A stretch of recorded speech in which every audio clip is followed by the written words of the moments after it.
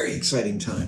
Hey everybody, Adam Savage here. I am back in San Francisco after some time in the beautiful city of Trieste in Italy. But I'm back. It is a cold and rainy Friday morning in San Francisco. And I have received something that I have been wanting for a long time. I am a history buff, among other things. I also am weirdly obsessed with all sorts of different weaponry, from ye olde swords to science fiction weapons. And also, I love the musical Hamilton. My wife and I went and saw the original cast on Broadway when the show first opened. It remains a singular theatrical experience for me. And in researching my obsession, I found out that in 1981, the American Historical Society teamed up with a replica firearm maker, Uberti, to make a set of Hamilton's dueling pistols. And these don't show up very, well, they don't show up very often. They show up a couple of times a year. They made 1,200 pairs of these. They made 1,200 pairs of matched firing flintlock replicas of Hamilton's dueling pistols. In fact, they were his brother-in-law, John Church, Hamilton's brother-in-law. These were his pistols, and he had bought them. He had come back from London with them in 1797, but he had bought them prior to, or the pair he bought were, am I getting ahead of myself? I picked up a pair of these replicas at auction. I paid right up the middle about what they're worth, about what they cost, which is just under a couple $1,000s, which is a lot of dough. I decided it was worth the investment, and I'm really pleased. It turns out it's not my first Uberti replica. Uberti is a company formed in Italy. Has this region where they've been making firearms for like a millennia. Beretta is stationed there, along with a whole bunch of other firearms companies. And Beretta actually now owns Uberti. But Uberti was formed in 1959. And with the goal to produce accurate replicas of old black powder weapons.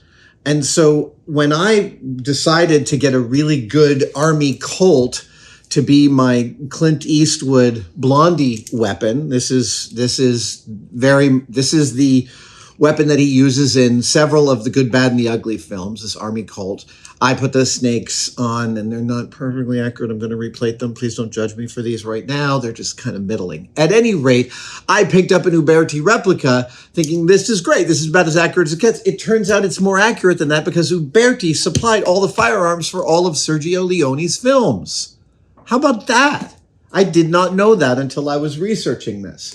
So I already had a lovely Uberti replica, and frankly, I was impressed with this piece when I got it. The etching on the barrel, and I'll shoot some B-roll so you can see this. The etching on the barrel, the castings, the metal treatment, the wood, everything about this is a gorgeous piece. Really, really well done.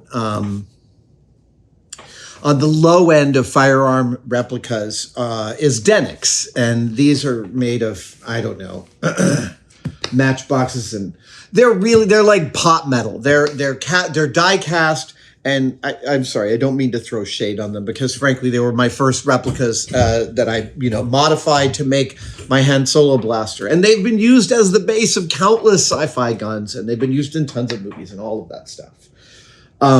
So the real Hamilton pistols are there is a pair of pistols that have, as Ron Chernow says, the highest degree of probability of being the original dueling pistols. And these are the pistols used in the famous duel between Alexander Hamilton and then Vice President Aaron Burr. Those pistols, which were bought by John Church, as I said, in London in the late 19th century, he lent them to the duel. They're apparently also the pistols used in the Philip in Hamilton's son Philip's duel, which is super tragic. And those pistols ended up going through the Civil War. One of them was modified to be a percussion cap pistol as opposed to a flintlock, so they don't quite match anymore. But they are owned by J.P. Morgan Chase, which was apparently started by Hamilton, or partially started by Hamilton. Forgive me if I'm getting some of the bits of this. I've been reading about this for days and trying to hold all the pieces in my head. J.P. Morgan Chase owns the originals. They lent them to the American Historical Society and Uberti to be replicated, and Uberti made a magnificent replica of it. And I'm going to open it, unbox it, and we're going to talk about it because it is... I was not prepared for how great these are. I really wasn't. So here they are, Hamilton's dueling pistols, made by Wogden. And Wogden was the preeminent maker of dueling pistols in the late 19th century. Now, that's a big claim because there was a bunch of them, and I can't name them off the top of my head, but any cursory search will yield a bunch of different makers of pistols in England at the time. Here's how much Wogden was in the public consciousness as the provider of tools for duels. Oh, tools for duels. I like that. Duels were often called a, quote, Wogden affair. Okay, so that is very much like, yeah, you claim some ignominious ownership of this space. Wogden was, the reason I know that Church obtained his pistols before 1795 was because in 1795, Wogden joined up with Barton, and all of the pistols produced after that were stamped, or not stamped, but labeled Wogden and Barton. So these pistols saying only Wogden were clearly produced before 1795. They have some modifications on them. Apparently, this brass forestock was a later addition. Normally it was wood, but the forestock was made heavier to provide a better aim for the duelist. The whole thing around dueling is super far out. They wouldn't rifle the barrels of dueling pistols, although apparently some makers would put secret rifling far enough down that you couldn't see it. They didn't have flashlights in the late 19th century, so they weren't like, oh, how can I tell? By the way, the second I got both of these pistols, I ran a borescope, video borescope down each of the barrels to make sure they were completely empty before mucking around any further. So the brass forestock was added. They have front and back sights, and they have a hair trigger. I haven't been able to find any data on whether you should or shouldn't dry fire your black powder pistols. In general, you shouldn't dry fire anything, bows and arrows, regular pistols. But I just want to show you this. The normal trigger pull for a black powder weapon like this is it's a couple pounds. You can feel it.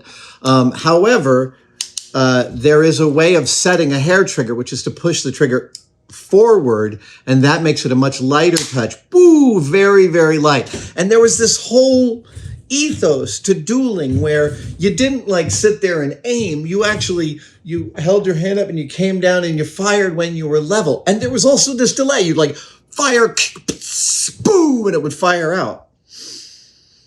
I did find a mid 19th century, I'm getting my centuries mixed up. I'm sure I've already messed up a couple times in this video, but in the mid 19th century, the mid 1800s, there was a book about the spoken rules, formerly the unspoken rules of dueling. I found a first edition, but I haven't bought it because it's expensive and I don't know that I need it. I'm a completist, so I get kind of wound up about that stuff. These have ramrods in them, which were apparently also a modification, that the original ramrods for this would have been wood. Uberti made this and sells it in a beautiful custom-made case, which is not too dissimilar from the Wogden cases of the period. You know that I'm going to rebuild this case. I'm actually not going to rebuild it. I'm going to save it It is a little bit old, and so a couple of the joints are failing. That's fine. They can be re-glued. But more importantly, I have reference material of Wagner cases and their accoutrement, and I am, of course, going to make a much more accurate gun case for these. But for right now, they included some linen pads. They included a dozen 54 caliber lead balls. These are fireable, and I intend, once I have them checked out by a gunsmith and such, I intend to actually fire these at some point. I would love to hear them go. I would love to see what kind of kick a 54 caliber round had. So I received them. I opened them up. They're absolutely gorgeous. I love that they have complete functionality of the originals up to and including the hair trigger. I have dismantled these and remantled them just to kind of familiarize myself with them. They're just really lovely. Now, there is some controversy specifically about these brass forestocks, about whether this screw here under the forestock that goes into the barrel is a inhibition or a crime against humanity. I have been reading some forums in which some people feel the whole brass forestock addition is a terrible thing that should have never happened. The ramrods are apparently not original. Apparently the original ones were wooden and might have even had a powder measure in them. And when I purchased them, before I got them, I was thinking I may have to do some accuratizing of these, because I have a bunch of reference material I was able to collect of the original pistols, and the answer is there's not much accuratizing to do. I came across one single detail I feel is not entirely accurate, which is that this, which I think is the barrel key, this pops out. And as part of the dismantling, again, I didn't get that far in my dismantling. In the original pistols, this enters from the other side, not this side. So it looks like this on the hammer side of the pistols. That is it. That's the only detail I can find that is not exactly correct to the originals.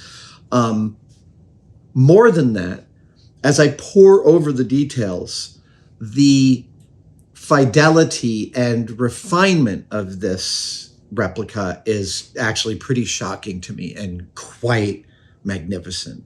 The barrels are labeled A and B. I have here number 748B. This is 748A. That is a matched pair. One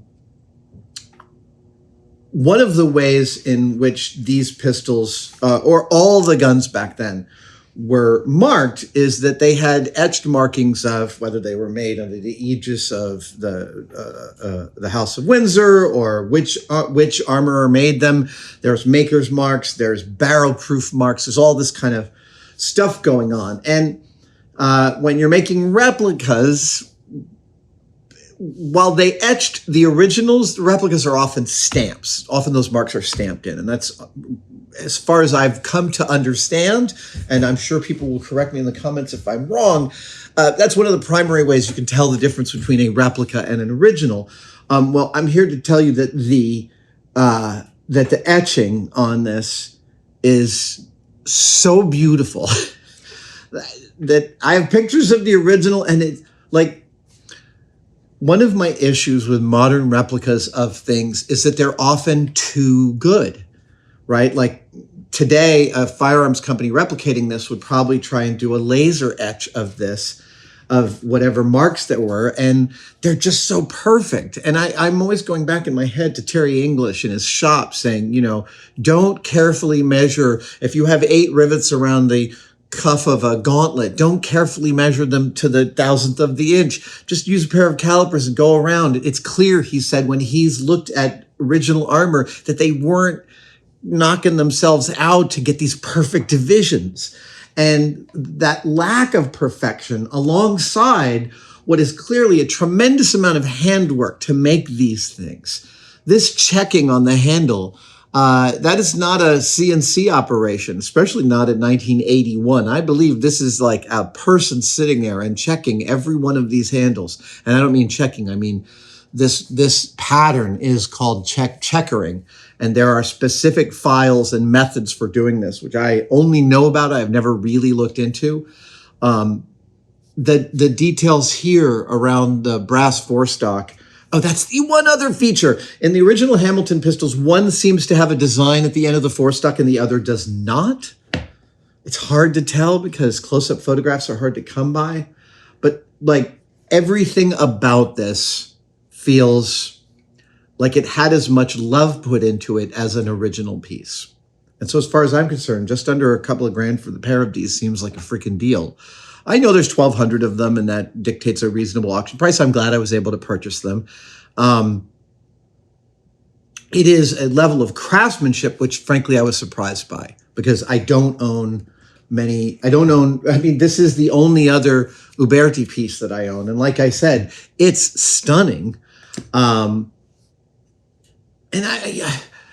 prop collecting is often an exercise in mild to great disappointment. You reach out, you find something that you want, you obtain it, you have this idea about what it's going to be, it arrives, and it never is quite that ideal. It's very rarely that ideal. In this case, it's not only that ideal, it is absolutely exceeds my expectations in every way. The borescope showed me that there's very little corrosion down in the barrel. Again, before I fire these, I'm going to have them fully checked out, etc. Make sure I go through the right procedures to make sure they're safe. But they look really, really good. And I am super proud to have these in the collection. And when I do eventually fire them, I think we should shoot a video about it. That would be fun. Because I'm trying to think. I don't know if I've ever fired a flintlock. We had a Civil War rifle on the show when we did the Son of a Gun episode, and we all fired that. But that was a mini ball. That was a giant, big piece of lead, like probably 3 times the size and weight and volume of this thing. I also picked up a bullet mold, a 54 caliber bullet mold. Oh, that was the other thing. These are 54 caliber, where the usual dueling pistol was 50 caliber. There's another aspect of Wogden that I really liked.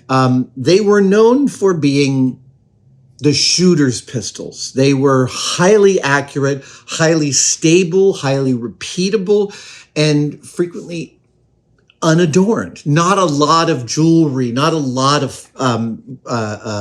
filigree and stuff like that. Small amounts, but tasteful amounts. And, within a cost-benefit analysis, that means they were spending their money on the precision as opposed to the decoration. That's my takeaway. And I like that. I like the idea that Wogden was out there. I like that idea from a crafts perspective. It sounds weird saying, I like that idea when you're talking about these things that people buy to shoot each other over small disagreements, which is absolutely barbaric and awful. And so let's be fully clear here. I have no desire to return to the days of dueling. The whole idea of it is ridiculous. However, within the historical context of loving the play, loving the musical Hamilton, having read the book and read actually most of Trudeau's books at this point, and loving this part of history, looking into the early American history. The next question is, how do I display these? And I'm not sure. Like I said, I will make a new box for these. I think I have some oak boards that I can do some resawing on and make a really nice box for them. And I do plan to fill it full of all the things that would originally have been in there. And the one that I'm still trying to find is a nice little powder flask, because Wogden shipped these with, they would frequently ship these with a bullet mold, a wooden ramrod in addition to the whatever ramrod was in this. And I'm not exactly sure why there was always often a 2-piece wooden ramrod. Maggie's here today. They also would include often a little hammer, a punch here and there, and all for cleaning out the path for the powder that went from the I don't need to walk you through exactly how a flintlock pistol works right now. That's not the scope of this video, but yeah. I'm super pleased to have these in my collection. And now I'm going to shoot some lovely, dreamy B-roll of them so you can enjoy them all close up. Well, you've been enjoying them close-ups of this all throughout this video, but you always shoot the B-roll last. It's like the overture. I will thank you guys for joining me for this reveal, and I will see you next time. Hey guys, Adam Savage from Tested here. If you've ever seen the 6-inch ruler in inches and centimeters on my forearm and wanted one of your own, but you didn't want it to be permanent, well, today's your lucky day. You can now buy temporary tattoos of my measuring stick, my measuring forearm, at tested-store.com. Comes like this, goes on in about 30 seconds with a little water. The instructions are on the back. It comes off with rubbing alcohol, and hopefully it warms you up to the idea of permanently attaching a measuring device to your body, because I use mine every single day.